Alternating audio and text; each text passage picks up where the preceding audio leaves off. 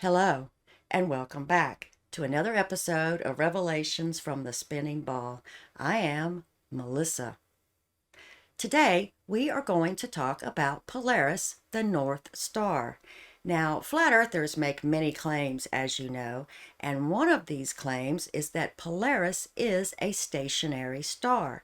Some flat earthers claim that Polaris has never moved in all of recorded history.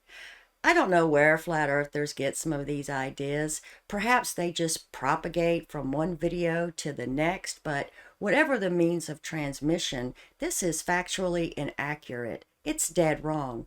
Polaris, just like everything else in the universe, is moving. So today we are obviously going to talk about Polaris, but we're also going to have a teensy weensy astronomy lesson about calendars of all things. Now, it's going to be quick, I promise, and hopefully you'll find it interesting. Now, I'm a bad gauge at interesting because most of my friends tell me that I'm crazy. After we talk about Polaris for a minute and have our short astronomy lesson, we're going to get into the spinning ball's magic time machine and go way back into antiquity. When we get there, we're going to look at the North Celestial Pole and the South Celestial Pole because we don't want to ignore our Southern Hemisphere friends, right? After that, we're going to get back in the time machine and go far into the future. And once again, we're going to look at both poles. It promises to be a good time, so strap in, get ready, and let's get going. All right, to begin with, let's look at this popular graphic of our solar system. I've always liked this graphic, but I believe it's led to some real confusion for some people, especially flat earthers. I think it gives them the impression that the star patterns we see in the sky should be whirling and twirling and all squiggly. Eric Dubay likes to reference this graphic as one of his reasons we can't possibly be moving through space as depicted by modern science.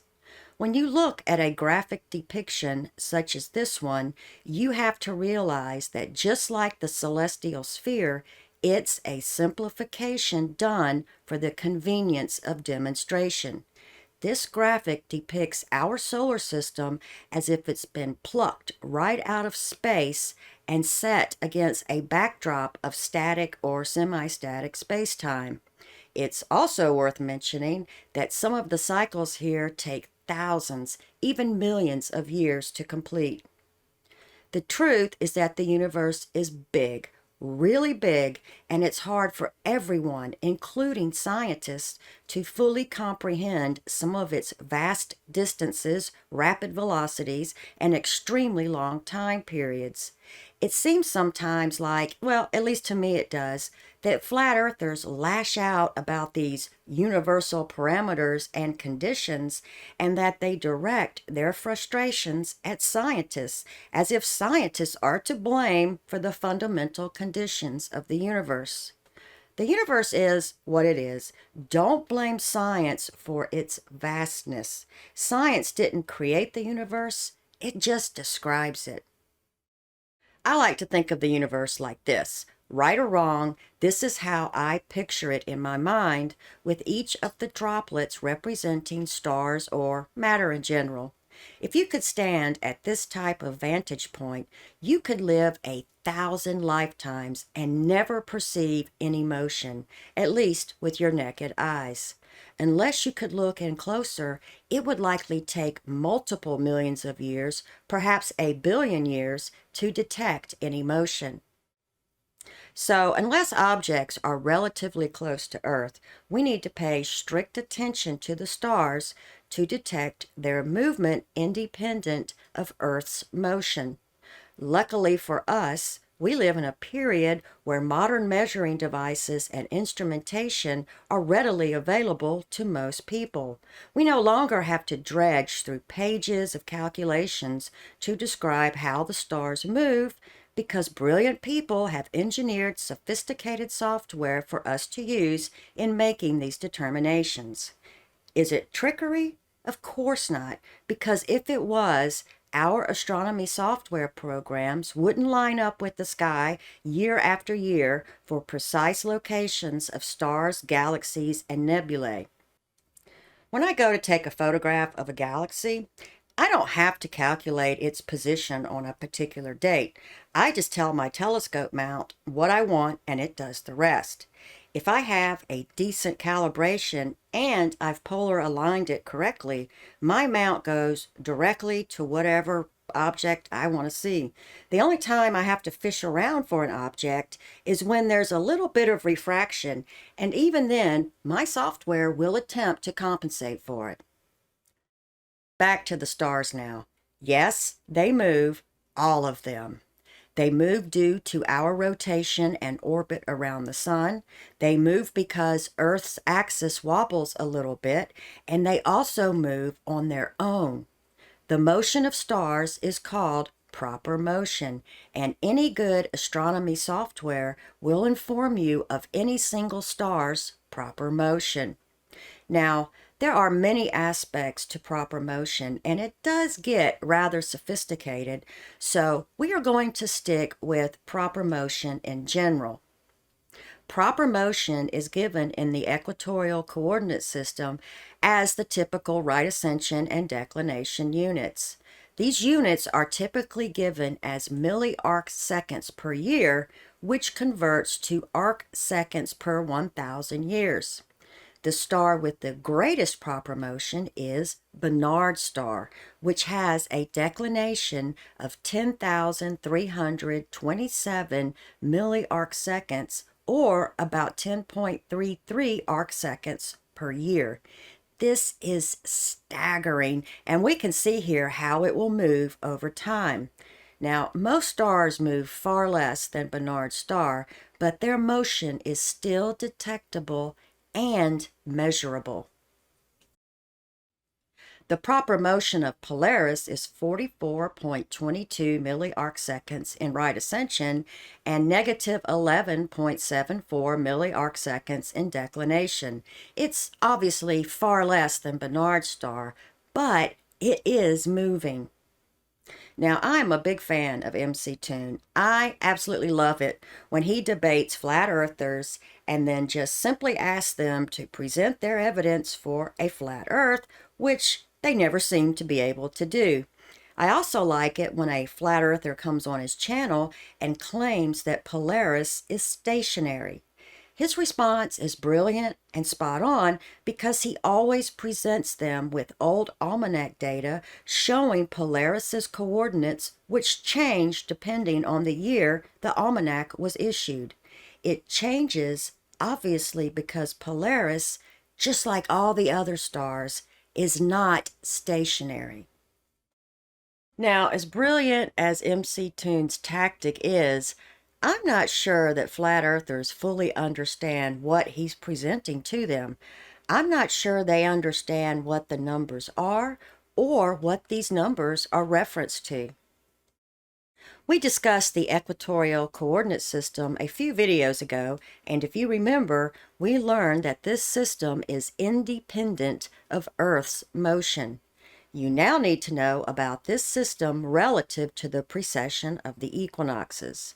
Now, you might already know this, but the precession of the equinoxes is basically the movement of the stars due to the slow wobble of the Earth's axis. This oscillation is well understood and is called nutation. It takes about 26,000 years to complete one cycle and has a period of 18.6 years with an amplitude of 9.2 arc seconds. It was discovered ages ago when astronomers noticed that the equinox points drifted each year.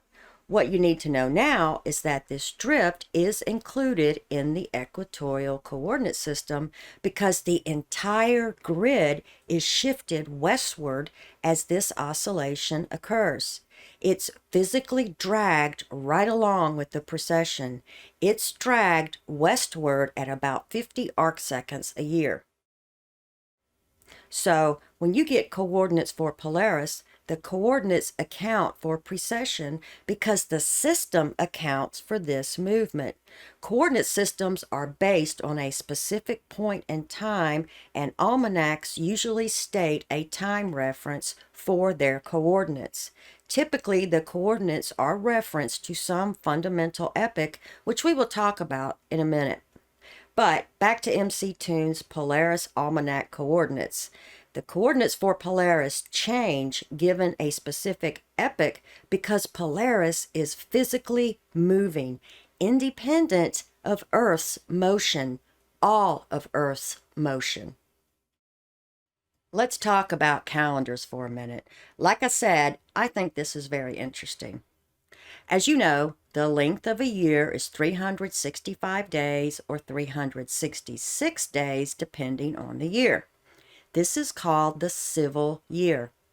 The problem with the civil year is that it's slightly off from what actually happens. The time it takes for Earth to complete one full circuit of its orbit around the Sun takes 365.2422 days. This is called the tropical year. If we simply used 365 days to define a year, we'd be off by 0.2422 days each year, which would add up over time, and after, say, 100 years, we'd be off by 24 days. After 1,000 years, we'd be off by 240 days, and so on and so on. As you can understand, eventually the seasons would no longer align with the time of year they are supposed to represent, right? It should be no surprise then that mankind has struggled with the calendar over the years. Julius Caesar was the first person to standardize the calendar with 365 days for 3 consecutive years, followed by a leap year of 366 days, with the leap day added to the month of February, provided that year was divisible by 4. So, on average, Caesar's year was 365.25 days long, which is pretty good considering the time it takes for Earth to orbit the Sun is 365.2422 days. This calendar is known as the Julian calendar. The calendar is actually not that bad either. When you crunch the numbers, you will see that after 100 years, the calendar is only off by less than a day. So Caesar's calendar worked well for many centuries, but by 1582 AD, the seasons were getting misaligned. The person who tackled this problem was Pope Gregory, probably because the Catholic Church was the calendar authority at that point in history. As you are aware, the calendar is a critical component of religious rites and ceremonies, so it kind of makes sense when you think about it. Anyway, Pope Gregory abolished the days October 5th through October 14th for the year 1582 and instituted a civil calendar with a 400-year cycle. In this cycle, there are 3 years at 365 days, followed by a leap year of 366 days, exactly like the Julian calendar. But in addition, he stipulated that years ending in double noughts, like 1700, 1800, etc., would only be leap years if they were divisible by 400, and that 3 days would be pulled out every 4 centuries. This is known as the Gregorian calendar, and it is the calendar we use today. So, according to the Gregorian calendar, 400 civil years have 400 times 365 days, plus 100 days for all the leap days, minus 3 days, which equals 146,097 days. If we divide 146,097 days by 400 years, we get a year length, an average year length of 365.2425 days. Pretty good, right? Now, In my astronomy books, this is where they put in some long equations that you can use to determine the date of Easter. I'm not going to do those here because I've always used a little cheat method to determine the date of Easter that I'm going to share with you. It might not be completely accurate, but it has been working for about 30 years now for me.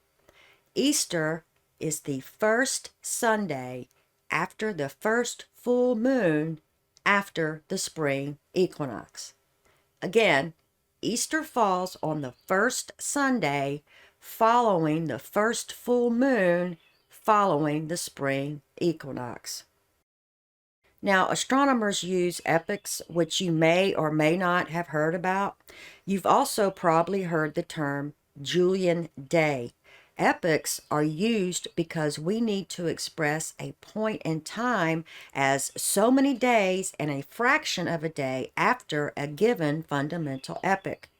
The fundamental epoch that astronomers use is Greenwich Mean Noon on January 1st, 4713 BC. I know, right? By the way, astronomers start the day at noon opposed to civil days, which start at midnight. The number of days that have passed since January 1st, 4713 BC is known as the Julian day or Julian date. Yes, I have a bird. Sorry. There's lots of birds. It's also worthy to note that because there was no 0 year AD, the year 20 BC is expressed as astronomical year -19. Also, 4713 BC is expressed as astronomical year -4712. Now, there are equations and methods to convert all these numbers easily, but we're not going to go into that right now. So that's the fundamental epoch. There are others as well, and you've probably seen a reference to J2000 if you've ever looked up the coordinates for Polaris or any other star. J2000 epoch is defined as Gregorian date January 1st, 2000 at 12 o'clock Greenwich Mean Time, and Julian date 2,451,545.0 terrestrial time, or that's how many days have passed since January 1st, 4713 BC. I'm serious. It's also defined as January 1st, 2000 at hour 11 o'clock 58 minutes 55.816 seconds CUT, which is Coordinated Universal Time.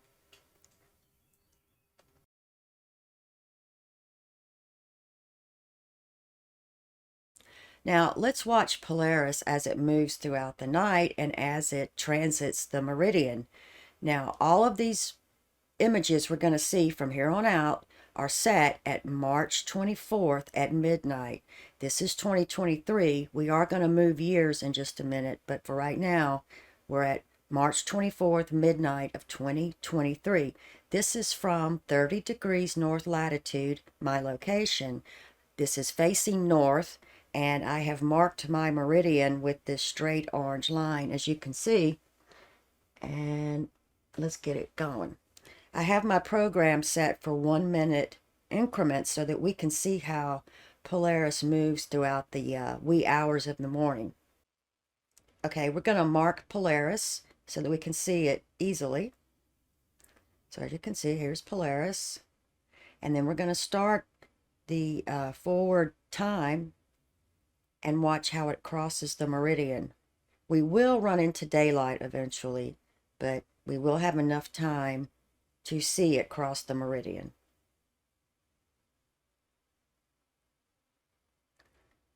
So here you can see it's beginning to cross the meridian. So Polaris does transit, obviously because it's not directly at the pole position. And there it goes, and here comes daylight. So that's how Polaris moves throughout the night around this time of the year in 2023. All right, let's go back to the March 24th, 2023 position. And then we're going to get into our time machine and go back in time, okay? So let's get this set up. So this is March 24th, midnight, 2023. Now, as you can see, Polaris is close to the pole position, as we know it is. All right, now the stars that we want to keep an eye on as we go back in time, the stars are Kochab and Thuban. Now, we know from the ancient Egyptians that Thuban was very close to the pole around 2500 BC, and then it became a gap between Thuban and Kochab later on. But right now, we're going to go to 2500 BC and see where the stars are. Okay, here we are, March 24th, 2500 BC. Let's get the labels up, and we will see what we are looking at. Here we go. All right. First up, Polaris is not even in our field of view right now. We're going to have to zoom out to actually see Polaris. And here it is down at the bottom. Okay, so Polaris, 2500 BC, isn't even close to the pole. Okay, and as reported by the Egyptians, Thuban is very close to the pole. Now, it's not a very bright star, but I'm sure back then, with no electricity on Earth, it was okay. As far as visual brightness, here is Kochab. All right, now later on it's going to be a gap between these two. So now we're going to go forward in time to 1500 BC. Again, March 24th at midnight, 1500 BC. And we're going to see what the sky looks like. And here it is. All right, let's get the stars labeled so that we know what we are looking at. Here we go. As you can see, Polaris is beginning to move in towards the pole. All right, now we do have a gap in the pole. There's really not a lot there. We have Kochab here and Thuban, and as that moves through the night, that would be a gap. So I can see why they report that there was a gap at the pole. So that is 1500 BC. Now, let's jump to 1 AD, March 24th at midnight, 1 AD, and see what the sky looks like. All right, here we go. Let's get the stars labeled again. All right. Now you can clearly see that Polaris is moving even closer to the pole position. Kochab and Thuban are way out at this point, or getting way out. And there's really nothing at the pole, which is reported. Now, Polaris wasn't really reported as a pole star until the 5th or 6th century AD. So that's understandable looking at this at 1 AD. So now we're going to go forward in time, but first we're going to go back to March 24th, midnight 2023, and then go forward. Okay, here's the sky, March 24th, midnight 2023. Here's Polaris. Okay. We're going to go to the year 5000 AD to begin with. My software will only let me go to the year 9999. So we're going to do that. But first, let's go to the year 5000. All right, here we go. Let's label the stars.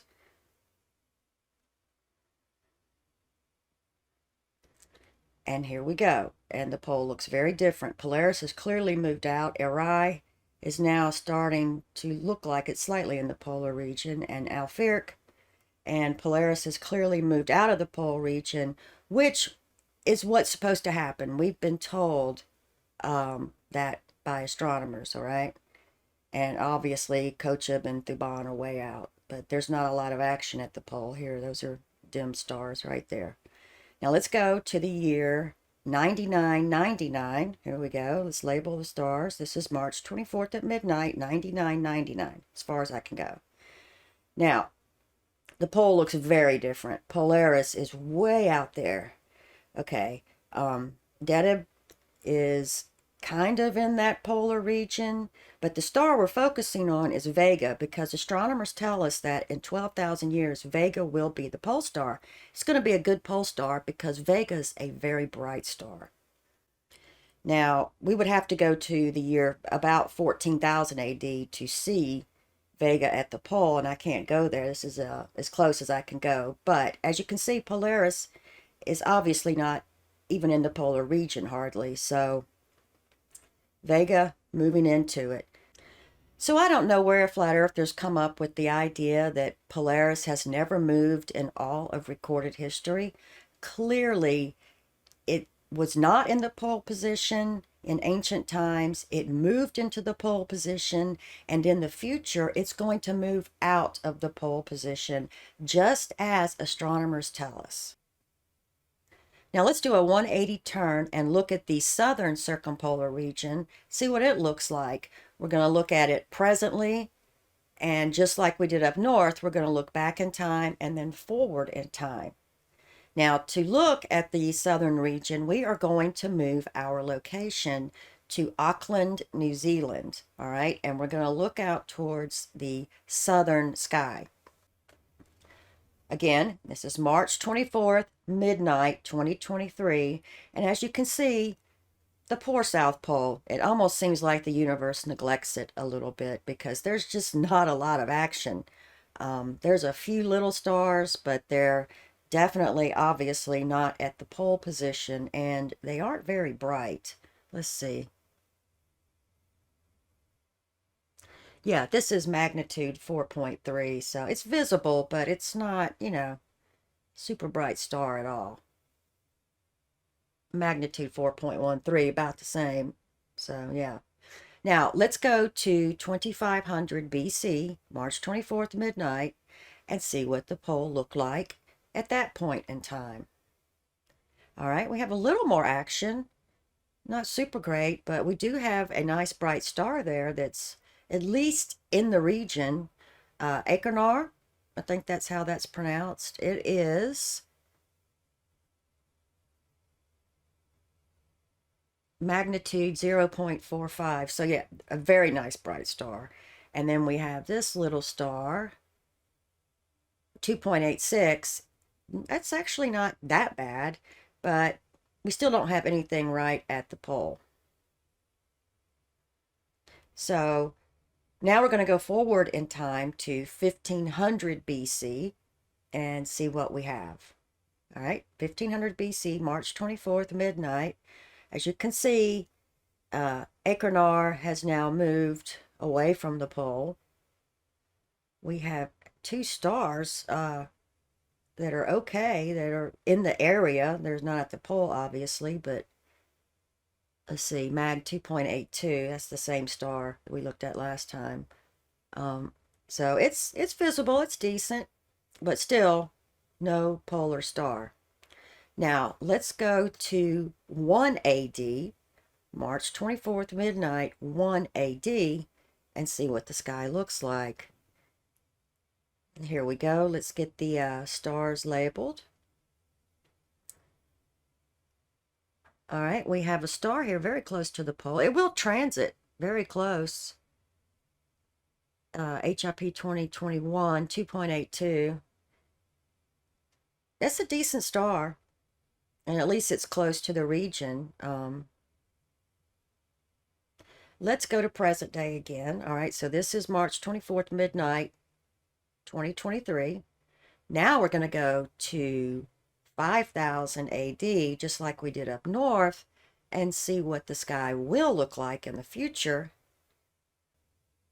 And here we go. Now we're getting some action at the South Pole. We have Maya Placidus, which is a nice star. Let's see what its magnitude is, if it'll give it to me.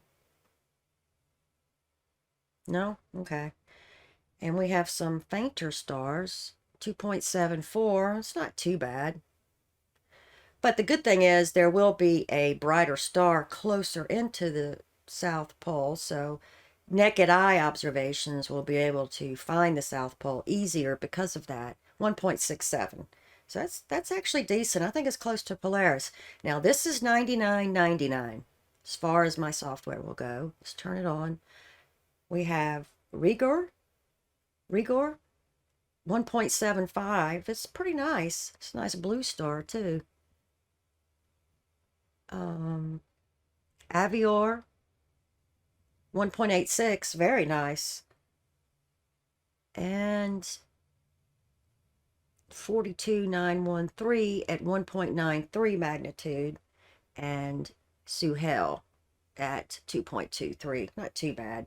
Well, so you can see we do have more action, and we have Canopus out here, which will help naked eye observations see the pole at negative 0.62. So that's a very bright star, but still no star directly at the pole. So now we've seen both of the polar regions back in time and forward in time. And as far as Polaris goes, once again, it's clearly moving. The pole clearly changes. And looking at the southern area, we can see that it changes over time as well. So now we've looked at both of the polar regions, both back in time and forward in time, and it's very clear the poles looked different far back in time and will look much more different in the future. Well, I hope that wasn't too painful and at least informative for you.